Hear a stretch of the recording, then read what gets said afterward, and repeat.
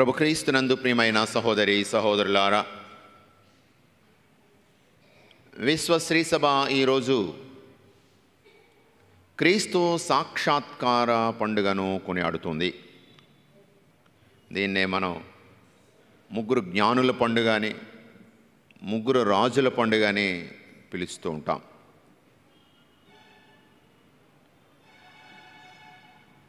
నన్ను వెదకువారు కనుగొందురు. నన్ను వెతికినటువంటి వారందరూ నన్ను కనుగొంటారు, నేను దొరుకుతాను.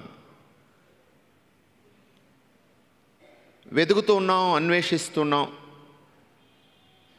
మనమందరం కూడా సంపాదించడానికి మార్గాలు చూస్తున్నాం.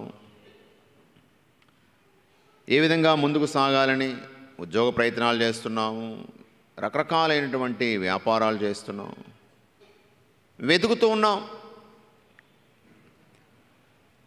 కానీ కొన్నిసార్లు నిరాశపడుతున్నాం, నిస్పృహకు లోనవుతున్నాం. ఆశించింది అందనప్పుడు నిరాశపడిపోతున్నాం.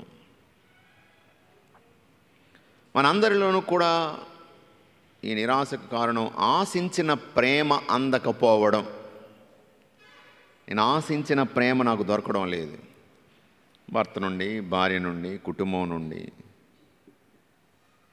నేను ఆశించినటువంటిది నాకు దొరకడం లేదు, కాబట్టి నాకు సంతృప్తి లేదు, సంతోషం లేదు అని మనిషి ఈరోజు అన్వేషిస్తూ ఉన్నాడు, వెతుకుతూనే ఉన్నాడు. ఇదిగో ఈ విధంగా జ్ఞానం గురించి వెతుకుతూ ఉన్నటువంటి ముగ్గురు వ్యక్తులకు, ముగ్గురు జ్ఞానులకు నిజమైన అసలు సిసలైన జ్ఞానాన్ని వారు కనుగొని వారి సమస్తాన్ని ఆ ప్రభు పాదాల సన్నిధిలో సమర్పించారు. ప్రియ సహోదరులారా, సాక్షాత్కారము అంటే మన కళ్ళెదుట కనిపించడం, మన కళ్ళెదుట బయలుపరుచుకోవడం, మన కంటికి కనబడడం. 4 రకాలైనటువంటి బయల్పాటులు, రెవల్యూషన్ అంటారు ఇంగ్లీష్లో, మేనిఫెస్టేషన్ అని అంటారు. ఇది ఎపిఫనీ అనే ఎపిఫానియా అనేటువంటి గ్రీకు మాట నుంచి ఎపిఫనీ అంటే మేనిఫెస్టేషన్, ప్రత్యక్షపరుచుకోవడం అనేటువంటి మాట వస్తుంది. దేవుడు ఏమిటా 4 రకాలుగా ప్రత్యక్షపరుచుకోవడం? ఒకసారి మనము హెబ్రీయులకు రాయబడిన లేఖ 1వ అధ్యాయము 1వ వచనం చదవండి.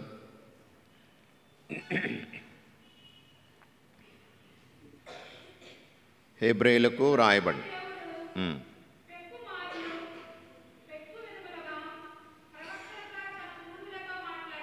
గతమున దేవుడు పెక్కుమార్లు పెక్కు విధములుగా ప్రవక్తల ద్వారా మన పూర్వులతో మాట్లాడెను. ఈ కడపటి దినములలో ఆయన తన కుమారుని ద్వారా మనతో మాట్లాడాను. దేవుని యొక్క సందేశాన్ని గతంలో ప్రవక్తలు అందించారు.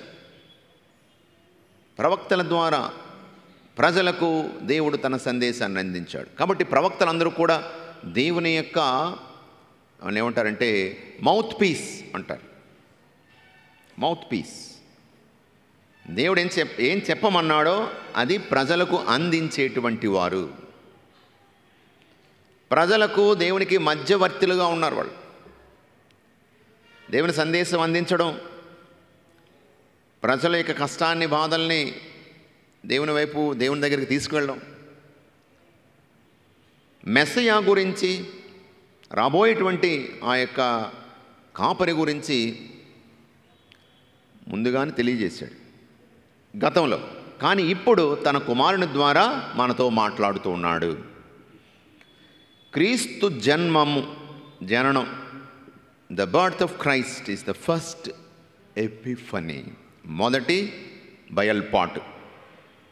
ఆ తర్వాత ఈరోజు మనం ధ్యానం చేస్తున్నటువంటి ఈ ముగ్గురు రాజుల పండుగ, జ్ఞానులు వచ్చినప్పుడు ఆ ప్రభు ఎవరో బయలుపరుచుకుంటున్నాడు, లోకానికి మనకు తెలియజేస్తున్నాడు. ఇక మూడవది, యోర్దాను నదిలో యేసు ప్రభు జ్ఞానస్నానం స్వీకరిస్తున్నప్పుడు పవిత్రాత్మ పావురం రూపంలో దిగి రావడం, పరలోకము తెరవబడి తండ్రి దేవుని యొక్క స్వరము వినబడుతుంది, ఈయన నా ప్రియమైన కుమారుడు.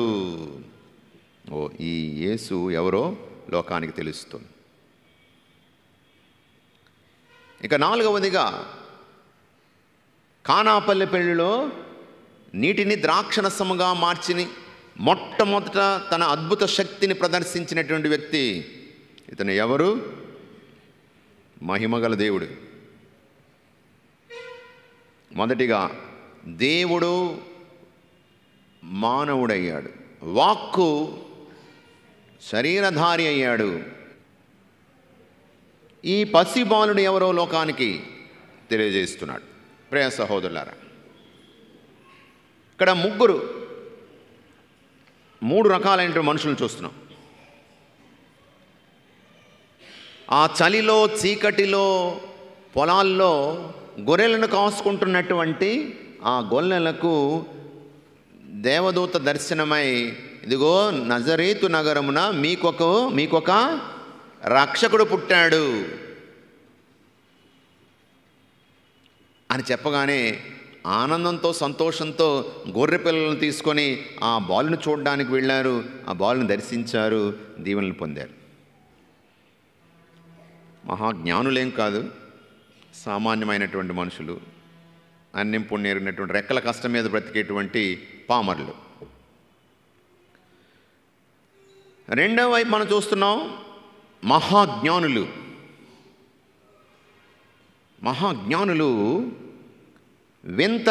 వింత నక్షత్రం జాడను కనుగొని సుదూర ప్రాంతాల నుంచి ఎన్నో శ్రమలు అనుభవించి కష్టాలు అనుభవించి తూర్పు దిక్కు నుండి ఆ వింత నక్షత్ర జాడతో ముందుకు సాగుతూ ఉన్నారు. ఆ బాల యేసుని, ఆ దైవ కుమారుణ్ణి, ఆ నిజమైన జ్ఞానాన్ని కనుగొన్నప్పుడు వారు సాష్టాంగపడ్డారు, వినయవంతులయ్యారు. మూడవ రకం, ఈ జ్ఞానులు వచ్చారు, వింత నక్షత్ర జాడను అనుసరించి వచ్చారు. కరెక్ట్గా బెత్లెహేమ్, యెరూషలేము ప్రాంతానికి వచ్చినప్పుడు ఆ నక్షత్రం అదృశ్యమైపోయింది. అయోమయ పరిస్థితికి వచ్చారు వీళ్ళు. ఏమైపోయింది ఈ నక్షత్రం? అక్కడ ఉన్నటువంటి రాజుగారు ఎవరు? హేరోదు రాజు దగ్గరికి వెళ్ళారు. ఇదిగో మేము వింత నక్షత్రపు జాడను చూసి వచ్చాము, ఆ శిశువు ఎక్కడ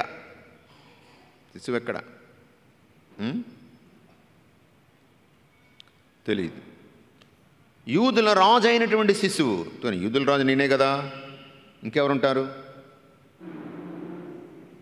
మీకొక శిశువు జన్మించును, బలాఢ్యుడైన దేవుడు. పాత నిబంధన అక్కడ గ్రంథంలో ప్రవక్తల ప్రవచనాలు నమ్మనటువంటి వ్యక్తులు. యువతి గర్భము ధరించి కుమారుని కనును, అతనికి ఇమ్మానువేలుని పేరు పెడతారు, మెస్సయ్య. గత 600-700 సంవత్సరాల నుంచి, అంత ముందు నుంచి రక్షకుని కోసం ఎదురు చూస్తున్నటువంటి వారు ప్రవక్తల ప్రవచనాలన్నీ కూడా నిక్షిప్తంగా ధర్మశాస్త్రంలో ఉన్నాయి, ప్రవక్తల ప్రవచనాలు ఉన్నాయి, నమ్మలేదు. వెంటనే శాస్త్రులను పిలిపించాడు, ధర్మశాస్త్ర బోధనలు పిలిపించి, ఇదిగో ఈ రక్షకుడు అంటున్నారు కదా, క్రీస్తు ఎక్కడ పుడతాడు? వెంటనే తిరిగేశారు అవన్నీ. బెత్లెహేములో పుడతాడు తెలుసుకున్నాడు. బెత్లెహేము ఎంత దూరం? యెరూషలేముకి 2 మైళ్ళ దూరం, 2 మైళ్ళ దూరం అంతే. కానీ ఆ బాల యేసును చూడలేకపోయాడు. హేరోదు. జ్ఞానులు కనుగొన్నారు, గొల్లలు కనుగొన్నారు, మహారాజు కనుగొలేకపోయాడు. మన జీవితాలు ఎలాగ ఉంటాయి? చాలాసార్లు సుదూర ప్రాంతాల నుంచి వాళ్ళు వచ్చారు. జ్ఞానము ఏమిటంటే, ఇంగ్లీష్లో ఒక మాట చెప్తారు, the more you know, the more you know how little you know. తెలుసుకునే కొలది ఏం తెలుసుకుంటామట? మనకేం తెలియదని, మనకు తెలియదని తెలుసుకుంటామట. అదిగో ఆ జ్ఞానం కోసం వెతుకుతున్నటువంటి వారు హోదాని, వారి అంతస్తుని, వారి యొక్క పదవుల్ని, సమస్తాన్ని విడిచిపెట్టి, లోకాన్ని విడిచిపెట్టి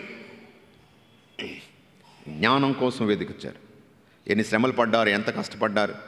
అయితే వారందరూ ఒక దగ్గరికి వచ్చారు. అన్యులకు ఇదిగో దారి చూపే వెలుగు. సిమియోను ప్రవక్త చెప్పాడు, ఈ బాలుడు ఏమవుతాడు? యూదులకు మహిమ, అన్యులకు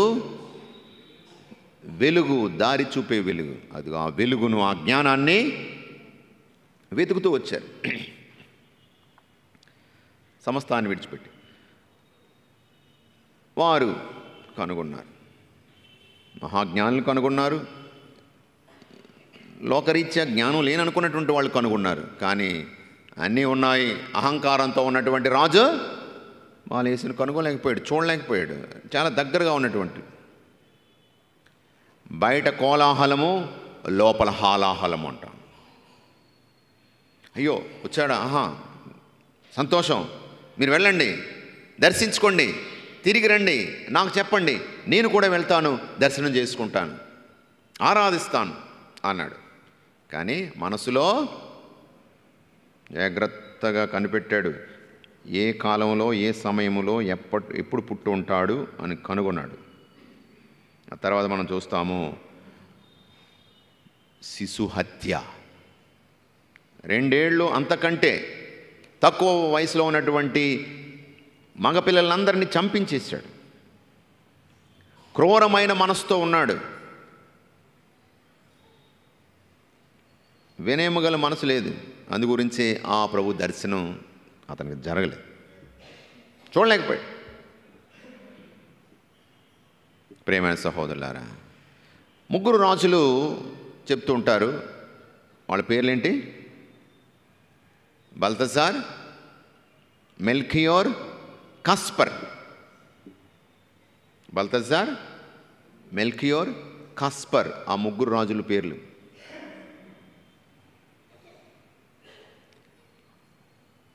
ఎప్పుడైతే ఆ వింత నక్షత్ర జాడను కనుగొని ఆ బాలయేసుని చూశారో వాళ్ళు ఏం చేశారు? అని ఉంది ఇక్కడ. ఏం చేశారు? నమస్కారం పెట్టారు. ఇలాగా సాష్టాంగ పడ్డారు. సాష్టాంగం అంటే ఏంటి? సాష్టాంగ నమస్కారం అంటే ఏంటి?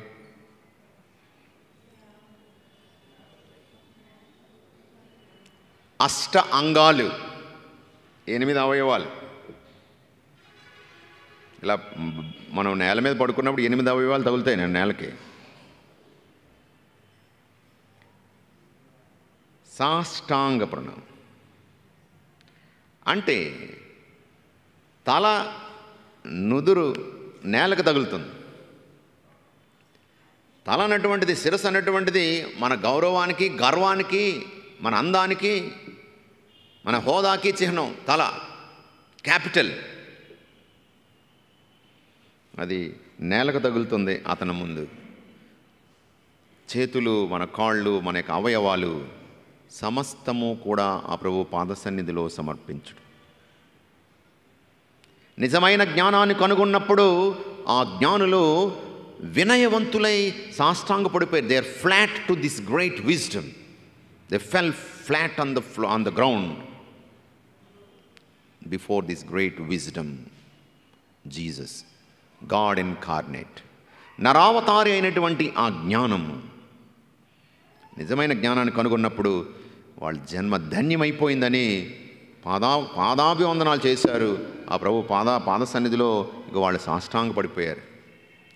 ఎంత ఆనందం, ఎంత సంతోషం! ఇంతవరకు ఎంతెంత దూరం నుంచి ఎన్ని శ్రమలు అనుభవించి, కష్టాలు అనుభవించి, తర్వాత ఎన్ని అసౌకర్యాలు అనుభవించి రాత్రింబవళ్ళు శ్రమించి ప్రయాణం చేసుకొని వచ్చినటువంటి ఆ కష్టమంతా కూడా మర్చిపోయారు, దీవెనలు పొందారు. ఆ చిరునవ్వులు చిందించే బాలయేసును చూసి జన్మధన్యం అనుకున్నారు. అప్పుడు వారు సంచులను విప్పి వారి కానుకలు ఇస్తున్నారు. ఏమిచ్చారు? బంగారము, సాంబ్రాణి, పరిమళ ద్రవ్యం. జాతుల సొత్తు లొట్టి పిట్టల మీద గొంటెల మీద మోసుకొని సాగర సంపదలు నీ సన్నిధికి వస్తాయి. మొదటి పట్నం. యూదులు మాత్రం కాదు, అన్యులు, యూదయేతరులు, ప్రపంచంలో నలుమూలలో ఉన్నటువంటి వారందరూ కూడా ఆ ప్రభువు పాద సన్నిధికి వస్తారు అన్నదానికి సూచన. యేసు కేవలం యూదులకు మాత్రమే రక్షకుడు కాదు, సర్వమానవాళికి రక్షకుడు. అన్యులకు సైతము మార్గదర్శకమైనటువంటి వెలుగు. బంగారం. బంగారం ఎవరు ధరిస్తారు? మీరు వేసుకోరేటి? రాజులే కానీ మీరేం వేసుకోరా? రాజులు కిరీటాలుగా ధరిస్తారు, బంగారం ప్లేట్లో కూడా భోంచేస్తారు. వాళ్ళకి ఏం పోయింది? డబ్బులు ఉన్నాయి. సరే, బంగారం అన్నటువంటిది రాజులు ధరిస్తారు. అదిగో బంగారం ఇవ్వడం ద్వారా ఈ బాలుడు రాజాదిరాజు, అంతము లేని రాజ్యము కలిగినటువంటి పాలించేటువంటి రాజు అన్నదానికి గుర్తు. ఒక ధూపం ఎక్కడేస్తాం? దేవుని సన్నిధిలో వేస్తాం. దేవుని సన్నిధిలో, ముఖ్యంగా పూజారాధనలో మనం చూస్తాం దేవునికి. అంటే ఈ బాలుడు దేవాది దేవుడు. ఇక మూడవది ఏంటి? పరిమళ తైలము, పరిమళ ద్రవ్యంలో పరిమళ తైలం అంటే సెంటు. మనం వేసుకుంటాం కదా శుభ్రంగా. ఎక్కడికైనా వెళ్తే, ప్రోగ్రామ్స్, ఫంక్షన్స్కి వెళ్తే గుబాళించి గుమగుమలాడించేస్తాను.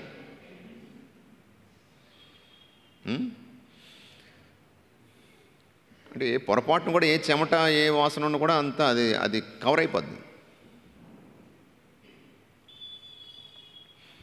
ఇది మనం శరీరానికి వస్తాం. ఏమిటిది? దేనికి సూచన? ఈ బాలుడు సంపూర్ణమైన మానవుడు, మరణించేవాడు. మానవుడు అంటే మరణించేవాడు, మట్టి నుండి పుట్టినటువంటి వాడు తిరిగి మట్టిలో కలిసిపోతాడు.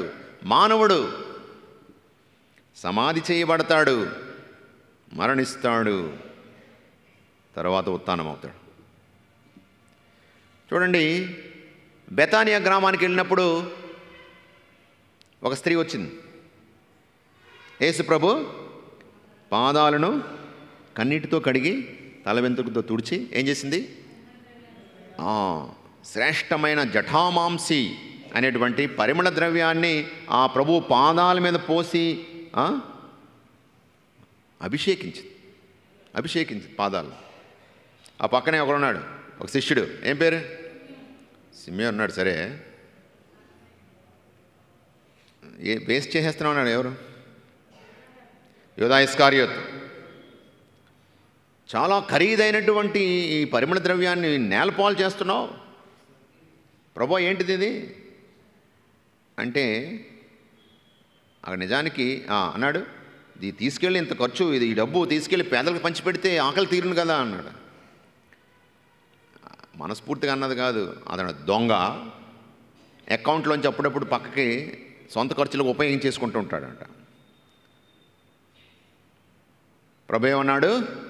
ఆమెను చేయని. పేదలు ఎల్లప్పుడూ మీతోనే ఉన్నారు, కానీ నేను ఎప్పుడూ మీతో ఉండను, శారీరకంగా మీ మధ్య ఉండను.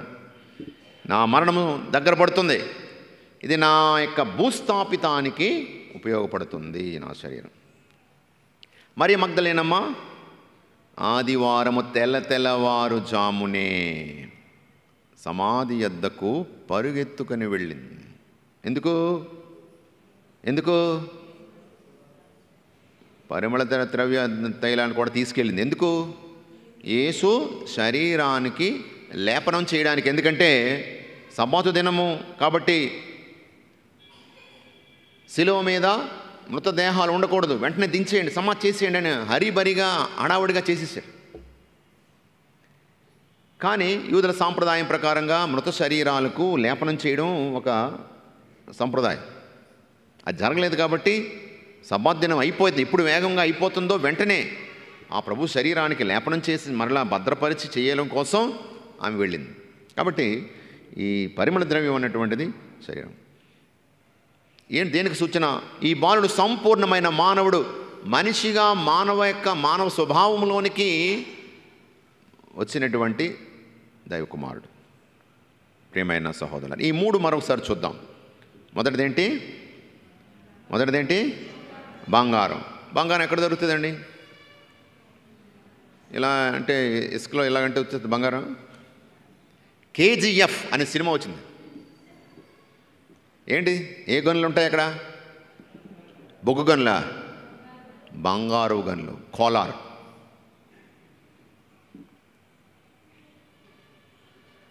బంగారు గనులు, ఆ గనులు తిన్నగా బంగారం, డైరెక్ట్ బంగారం రాదు. అది ఏం చేస్తుంది?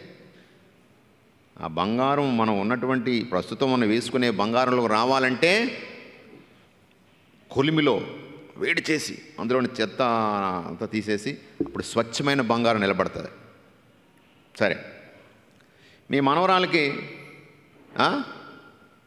చిన్న చైన్ చేయాలనుకుంటున్నాను. అది మీ కూతురుగా మనవరాలకి. మీ అమ్మమ్మ ఇచ్చినటువంటి ఇంత సామాన్లు ఉంటాయి లోపల, ఇన్ని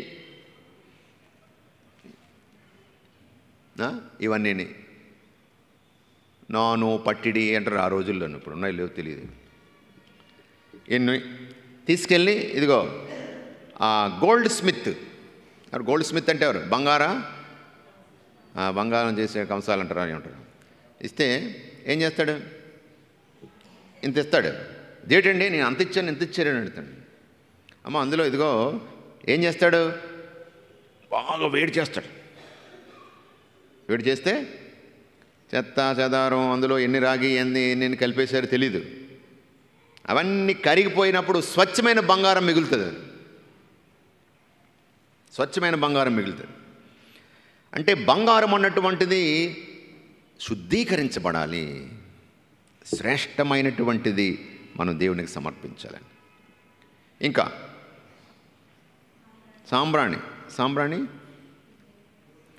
సాంబ్రాణి ధూపము పొగ వెళ్ళాలంటే ఏం చేస్తాం? ఎందులో వేస్తాం? నిప్పుల మీద వేస్తాం. అది కాలాలి.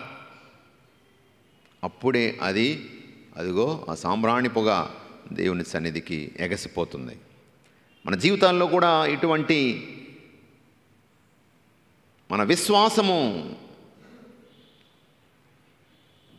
బంగారం కూడా కొలిమిలో అగ్నిలో పరీక్ష చేయబడినట్లే మన విశ్వాసము కూడా కష్టము, బాధ, కన్నీరు, నిరాశ, నిస్పృహలైనటువంటి వాటి మధ్య అదిగో ఆ త్యాగము వాటిల్లో అది శుద్ధీకరించబడాలి. కాలిపోతున్నప్పుడే దేవుని సన్నిధికి. అలాగే పరిమళ ద్రవ్యం కూడా తయారు చేయాలంటే చాలా కష్టం. మేము ఈజిప్ట్ వెళ్ళాం. ఈజిప్ట్లో మమ్మీలు, పిరమిడ్లు, ఇంకేముంటాయి, పిరమిడ్లు, ఇవన్నీ ఉంటాయి.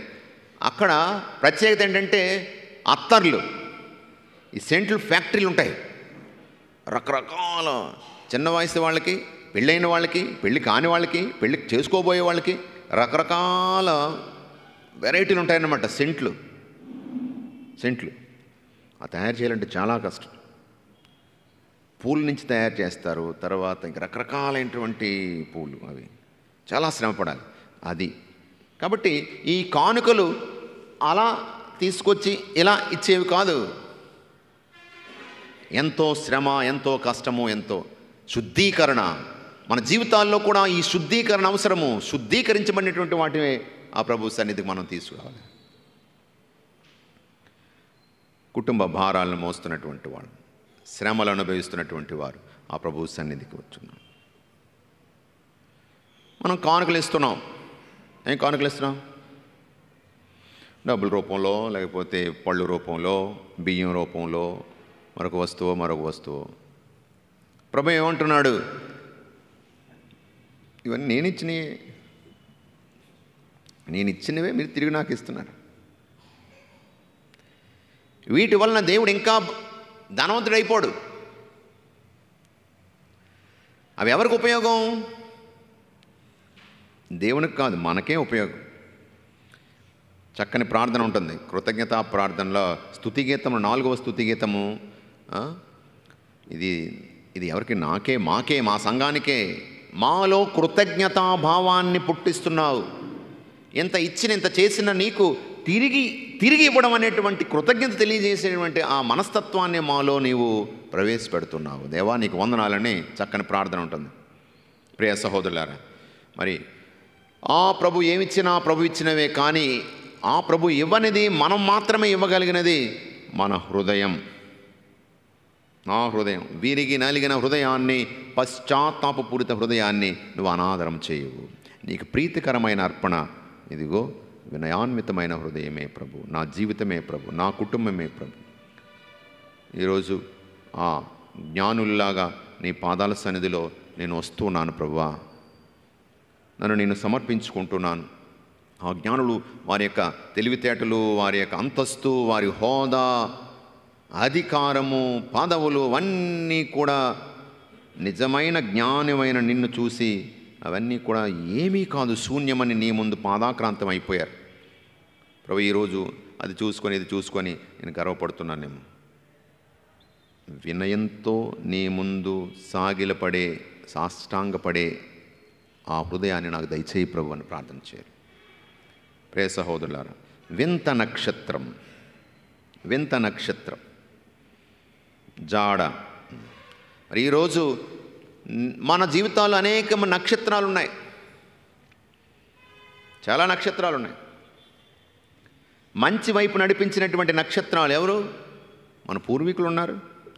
ప్రభు యందు విశ్వాసములకు నడిపించినటువంటి గురువులు ఉన్నారు, మఠవాసులు ఉన్నారు, ఉపదేశులు ఉన్నారు, మన పెద్దలు ఉన్నారు, తల్లిదండ్రులు, మంచి స్నేహితులు మన జీవితాల్లో ఒక నక్షత్రం వల్లే మనల్ని నడిపించుకొని వచ్చారు ఈ స్థాయికి, ఈ దేవుని సన్నిధికి. మనం కూడా ఒక నక్షత్రంగా మారాలి. మన సంఘానికి, మన యువకులకి, మన పిల్లలకి, మన సంఘస్థులకి, మన గ్రామస్తులకి, మనం ఎక్కడ పని చేస్తే అక్కడ ఒక నక్షత్రం వలె మనం వెలగాలి, వెలుగుతూ ఉండాలి, నడిపిస్తూ ఉండాలి. ఇది ఆ వింత నక్షత్రం మనకు నేర్పించే పాఠం. ఇక వచ్చిన తర్వాత, దర్శనం అయిన తర్వాత ఏం జరిగింది? దేవదూత కల్లో కనిపి మళ్ళీ ఏం చెప్పారు? దేవదూత దర్శనం, దేవదూత చెప్పినటువంటి మాట ఏంటి? దేవుడు ఆ స్వప్నమున కలలో వారికి చెప్తున్నాడు, హేరోదు చెంతకు మరల వెళ్ళకండి, మరొక మార్గంలో వెళ్ళిపోయారండి. మీ దారి మారాలి, మీ మార్గం మారాలి. మీరు వచ్చినటువంటి దారి ప్రమాదకరమైన దారి, తిరిగి అక్కడికి వెళ్ళకండి, మీరు మరొక దారిలో వెళ్ళాలి. అంటే ఇలా వచ్చి ఇలా తిరిగి ఇలా వెళ్ళడం కాదు దాని అర్థం. మన పాత జీవితం నుండి, పాత అలవాట్ల నుండి, మన వ్యసనాల నుండి, అటువంటి పరిస్థితుల్లో మనం వచ్చాము, అక్కడి నుంచి వచ్చాము, అటువంటి బయట ప్రపంచం నుంచి వస్తున్నాము. తిరిగి అక్కడికి వెళ్ళకండి. బయట ప్రపంచంలో బయటకు వెళ్ళొద్దని కాదు, జీవిత విధానం మారాలి, నీ దృష్టి మారాలి. నీ దృష్టి మారితే ఈ సృష్టి మారుతుంది అంటాడు ఒక కవి. నీ దృష్టి మారితే ఈ సృష్టి మారుతుంది. మరలా ఆ కుటుంబానికి వెళ్ళాలి, ఆ ఉద్యోగమే చేయాలి, ఆ పిల్లలే, ఆ పనే. కానీ మారిన మనసుతో వెళ్ళాలి, ప్రేమ నిండిన హృదయంతో వెళ్ళాలి, పవిత్రమైన మనసుతో వెళ్ళాలి. నీ జీవితము ఆశీర్వాదకరంగా ఉంటుందని. ప్రేమైన సహోదరులారా, మనం ఈరోజు దేవుని సన్నిధికి వచ్చినప్పుడు ఆ ముగ్గురు రాజుల్లాగా మనము మారిన మరొక మార్గంలో తిరిగి మన జీవితంలో ప్రవేశించాలి. దేవుని యొక్క దీవెనలను మనం పొందగలుగుతాం. ప్రార్థన చేసుకుందాం. కృపగల దేవా, కరుణగల తండ్రి, ఈ కడపటి రోజుల్లో నీ కుమారుని ద్వారా మాతో మాట్లాడిన ప్రభువా నీకు వందనం. నరావతారి అయిన దైవ కుమారుడు రాజాది రాజు, దేవాది దేవుడు, సంపూర్ణమైన మానవుడని ఈరోజు మేము మరొకసారి గుర్తు చేసుకుంటున్నాం. సాష్టాంగపడినటువంటి జ్ఞానుల వలె మాకు వినయాన్ని ప్రసాదించండి. బంగారము మరి విలువైన కానుకలు ప్రభా మేము ఇవ్వలేము, నీకు అవసరం లేదు కూడా. కానీ ప్రభా, నువ్వు కోరేది మా నిరుపేద హృదయము, విరిగి నలిగిన హృదయము. అటువంటి మా హృదయాన్ని మీ పాద సన్నిధిలో సమర్పించే భాగ్యాన్ని ప్రసాదించండి. దేవా, సమస్తాన్ని మీ పాదాక్రాంతం చేసినటువంటి ఆ జ్ఞానుల వలె మా జీవితాలను, మా కుటుంబాలను, మా తెలివితేటలను, మా సామర్థ్యాలను, మా బిడ్డలను, వారి భవిష్యత్తును, మా కష్టాన్ని, మా కన్నీటిని నీ పాద సన్నిధిలో సమర్పిస్తున్నాం ప్రభువా. దయతో మన్నించి ఈ కానుకను స్వీకరించండి. నూతన సృష్టిగా పాత జీవితానికి, పాప జీవితానికి స్వస్తి చెప్పి నూతన మార్గములో మేము ముందుకు సాగే అనుగ్రహాన్ని ప్రసాదించండి. మా ప్రభువైన క్రీస్తు ద్వారా ఈ మనవి చేయుచున్నాం తండ్రి.